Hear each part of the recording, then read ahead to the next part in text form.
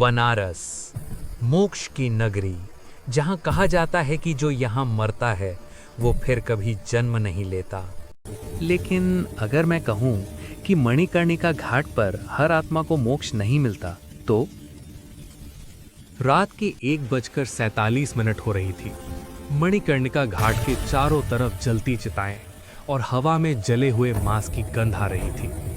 मैं अभय हूं, एक डॉक्यूमेंट्री यूट्यूबर। आज इस घाट का वो सच जानने आया हूं जिसे दिन के उजाले में कोई नहीं बताता।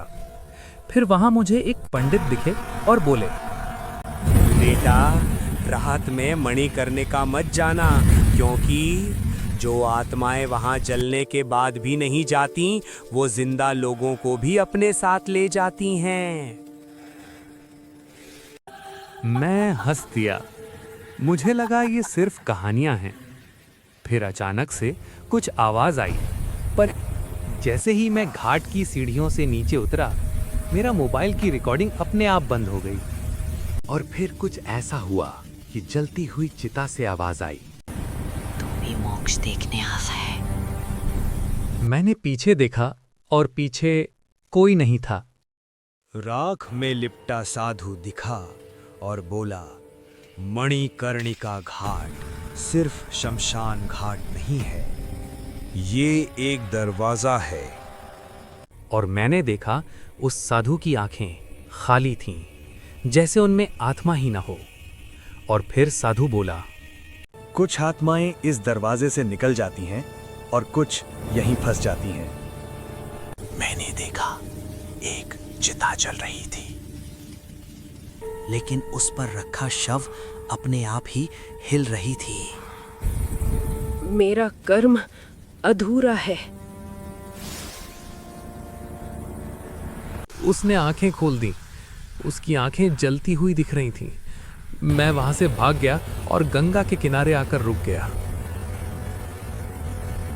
और मैंने देखा गंगा किनारे काली परछाइयां खड़ी थीं।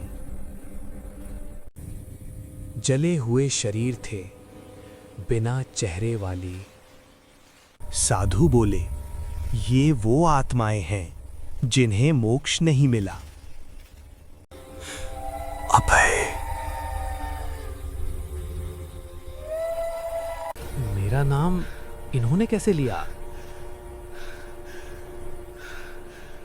मैंने कैमरा ऑन किया। स्क्रीन में मेरे पीछे एक और परछाई थी। वो बिल्कुल काली परछाई जैसी थी। साधु बोला, कैमरा बंद करो। जो मणिकर्णिका का सच देख लेता है वो पूरा वापस नहीं जाता।